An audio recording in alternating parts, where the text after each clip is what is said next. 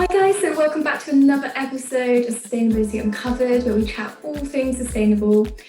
I'm here today with my co-host and my deputy, Kelsey Parsons. Hi guys. Yeah. And I am your part-time officer, Environmental and Sustainability at UPSU, NEED. So we're here today with a special guest. She's a second-year environmental science student at Plymouth Uni. She's recently done a little project about sustainable living and how to live more sustainable lifestyle. So we have Elisabet, who's here to chat more about that with us. Thank you. Where did this all come about? Was this on, you had a blog, didn't you? So would you like to elaborate a little bit more on that, please? Absolutely. So yeah, we had a blog assignment that we could pick our own topic to just base a whole blog on. I quite like the whole topic of sustainability. I think it's a really important issue. And I did know quite a lot about it, but I was also really interested to learn more as I worked through my blog. So I thought it was really easy to pick sustainability as a topic. And there's so many aspects of it that I knew that there was going to be plenty to talk about, which for a blog is really useful because you can't just have one small issue, it needs to be ongoing. So yeah. How long did your blog go on for? Is this a continual thing you're continuing now, or was it just partly for the assignment? So they assigned the blog around October time, so that's when I started it, and it was due in January. But obviously, you've just made a blog, you're free to continue it, and I do plan on doing so. When I find some time, I'll probably get a few more posts up. But yeah, no, it's definitely a very interesting assignment. But I want to take it further than just an assignment, I think. Yeah. So why would you say we're having this issue? Why is sustainable living so important? I think it's really important that we can all do our part. I know a lot of people say that, but I think it really is important because it's not a difficult thing to live just even a little bit more sustainably, even just taking a reusable bag to the store instead of buying one, which I think most people do now anyways, but there are a few that still don't. So even that helps reduce your impact on the environment. So consuming less plastic, like switching out plastic toothbrush for a bamboo toothbrush, it's literally stuff that are so tiny and so simple that they may seem insignificant, but if almost 8 billion people do it, it makes a difference, doesn't it? Most definitely. I know, as an environmental science student, you probably do consider living more sustainably, but has this project actually enforced you to look at your own way of living and how you could live more sustainable in any sense? Absolutely, yeah. I tried to cover all aspects of a normal life, I would say. And I saw, doing the research for each aspect, I guess, it helped me find out that I could do more, or there's different things that I could try. So, like I said, I did already know quite a bit on the topic because it genuinely does interest me a lot. But I did find out so much new information, which I think was great. Everyone should look into it, and that's what my blog was for. I did the research, and it's just there for you to see what I found. Most definitely. So what was the key takeaways that for students to live more sustainably would you recommend? I would definitely recommend for students to live more sustainably. I think in the long run it's cheaper, and probably in the short run as well, because like I said, if you go to a store and you spend 5p on a bag, that's 5p that you wouldn't be spending. And if you add that up over time, it actually adds up to a significant amount. So yeah, definitely more sustainable to do stuff like that. And then also as a student, I think money's probably the biggest issue. And if you at least diminish, if not completely cut out things like fast fashion, you're going to save so much money because you're also not hurting the environment at the same time, but you're buying stuff that you could find for a lot cheaper, like on Depop or charity shops and stuff like that, instead of buying actual fast fashion prices, which are higher. So you're actually saving money. For people who don't know what fast fashion is, could you please elaborate? What would you define it as? So fast fashion is defined as fashion that goes from the runway to stores in less than 2 weeks. Basically, stores like H&M, Primark, Topshop, stuff like that is all fast fashion. And the way it's, let's say, morally unethical is because they underpay their workers, which are usually based in Asian countries. And yeah, they're expected to make all these garments really quickly under very, very bad working conditions. And obviously they get a very minimal cut of the price of the garment that they're making. Yeah, basically not good. Perfect. So like what things can people do, like generally, like if you could say like what was like the top 5 things people can change in their lifestyle to become more sustainable, which is either really easily or cheaply to adopt, what would you say? I would say top 5 would easily be changing to a reusable water bottle, which I think, again, most people, at least our age, have actually done. But for everyone that hasn't, definitely look into a reusable water bottle. Second would be a bamboo toothbrush, because we use it every day and it's literally the same as a plastic one. And again, if 8 billion people did it, it is going to make a difference. Third would be a reusable shopping bag, for sure. As long as you remember to bring it to the store and everything, it's very, very useful. Number 4 would be switching to eco-friendly period equipment, I guess. There's lots of options there. I do mention that on my blog as well. Yeah, there's plenty of options. You can find whatever suits you. And yeah, number 5, I would say just be wary of the clothes you're buying to eliminate the fast fashion aspect. No, definitely. Just to elaborate on like period products, like what sort of sustainable period products are there if like people do not know? Because obviously there's pads and tampons that people typically use or whatever. Yeah. That people do use. Yeah. What could people use as an alternative to that, and why is that such a big problem? Okay, so basically period pads and tampons can't be recycled, obviously, and they don't get composted because they have a lot of plastic in them. And doctors also say that plastic that is in these products is not healthy. So that's definitely an aspect that's worth looking into, if not just for sustainability. But if you are really accustomed to using pads and tampons, there are eco-friendly alternatives that are either plastic-free or compostable. There's plenty out there.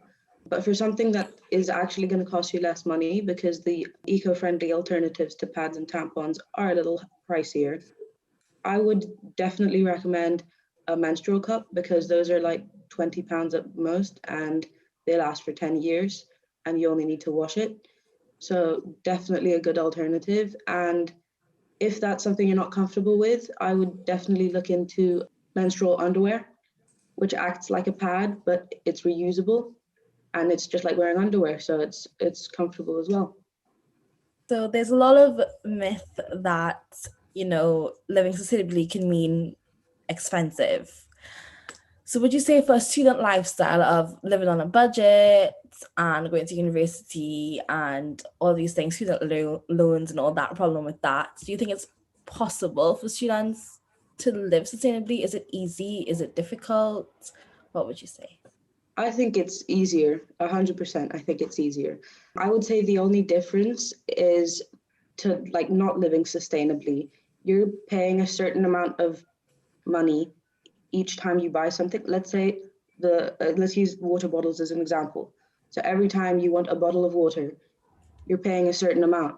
So the difference is you need to pay the upfront cost of a water bottle, a reusable one that is, when you want to buy it, but then you're not spending any more money after that. So it may feel more expensive in the moment, but in the future, you're not spending any money, not even like less money. You're not spending any for that product. And the same for the menstrual cup, since we just talked about it. You're going to spend £20 today, but you're not going to have to spend any money for the next 10 years on period products. So I would say definitely look into more sustainable alternatives if money's your worry, I guess. Back to the blog. Where can people find your blog? How often do you post? Stuff like that. Yeah, so my blog is on WordPress and it's called Living Sustainably in Your Own Way. It's also on my LinkedIn. If you want to find me on there. But yeah, when I haven't posted since it was due because I've had exams and lectures and everything, but I would post every couple of weeks, I think. Yeah, I try to, like I said, I try to touch on all topics that could easily be a switch for a sustainable life. I'm definitely going to try get into more detail for each one. My last question before we kind of go into the wrap-up question. Some people, I guess, like misconstrue sustainable living as, oh my God, you're going to be vegan, you're going to do this, you're going to do that. So would you say like your diet plays in sustainable living, or would you say that it's just kind of like your preference and how you and where you buy? Absolutely. I think it does come down to preference, but I mean, it's not the whole, oh, you need to be vegan and do yoga and live sustainably and not shower. It's definitely not like that. I don't think like having a reusable water bottle makes you a hippie or whatever. I think, again, it's just whatever you feel comfortable with. If you don't want to make a switch, or at least not yet, that's perfectly fine. As long as you know what impact everything you have is having on the environment, then I think that's the biggest issue. Just make everyone aware of the impact on the environment and how they can reduce it. Okay. And you're talking about impact of the environment. Would you say if we all try to live sustainably that we could achieve net zero emissions? Like how does us living sustainably and really achieving that really do affect the environment? Yeah, setting a target like net zero emissions is pretty daunting. Trying to reach that is definitely, it seems impossible right now. It's common sense. If I'm doing something to live more sustainably, yes, it's making an impact, but it's a small one, and I'm aware of that. But if we all do it, obviously it's going to have a huge impact. And again, I'm fully aware that not everyone can do it. There's third world countries where a plastic toothbrush is the only option, let alone a bamboo toothbrush. I think since we are able to do it, we might as well do it, especially for the people that can't do it. Do you think that people should maybe work together more to live sustainable? Like, do you think there's enough collaboration going on amongst just even students to kind of strive for that sustainable living? I think that's a great idea. If you get your best friend and you just make it a challenge between you for who can go longest without buying a plastic bottle, like stuff like that, as long as you work together and support each other, it's so easy to do, definitely. So what would you say are 3 key points that people should take away from all that you've said today? I would say just take a step back and look at everything in your room, in your kitchen, and try to figure out what its environmental impact is. If you can change the level of that impact by switching it out with something else, that would be the first thing. The second thing would be to do your own research. You could use my blog. Feel more than free to look at my blog, but there's definitely better sources out there. Mine's just the tip of the iceberg, I would say. So do your own research for sure. Like I said, I learned new things while doing this blog, so there's always more to learn and there's always new things being made. So research will be your friend 100%. And then the third one, I guess, would be also looking at the moral and ethical side of things. Like I said, with fast fashion, it's not just about the money or the environmental impact. There's people that are actually suffering because of it. So if the environment isn't your top priority, but you care about people, then again, there's a reason to do it. Most definitely. So we ask this question to everyone that comes onto this podcast, and we were just wondering, how does a sustainable lifestyle fit into the wider UN sustainability goals? Like what would be like the top ones it contributes to? So I did take a look at all the UN Sustainable Development Goals, and I'm pretty sure it covers around half of them, which is a lot. Even just from no poverty, like I said, there's people who are suffering because of our actions. Eliminating the aspect of fast fashion would allow those workers to find more suitable pay and lead to less poverty, stuff like that. Other sustainable development goals would be responsible consumption and production and climate action, obviously, and I would say reduced inequalities as well, because there is a huge difference between third world and first world countries. So that could definitely be balanced out a little. Sustainable cities and communities, obviously we need to be the first to do that. First world countries need to be the first to make a 100% sustainable community at some point in the future. But it needs to happen before it happens anywhere else. So yeah, it definitely gets a lot of the sustainable development goals, I would say. Perfect, definitely. I think lifestyle change is definitely one of the biggest things that people, like on an individual level, can do to actually help towards becoming more sustainable and contributing less to the overall climate change. Because it sometimes could seem like such a daunting idea. You're just like, oh, how can I personally do something? And looking at your own lifestyle and looking at what you could do better on a personal level, even if it's just so minor, will have like an overall contribution over time. So yeah, definitely. Absolutely, I completely agree with that. Making a small change isn't gonna change your life that much. It's so easy to do and you're not even gonna notice it a month later. And I'm not saying like, don't get in a car, don't get on a plane, because buying a pair of jeans from H&M has a bigger impact than doing both of those. So again, it's just research, knowing what the impact is on the environment of everything that you do.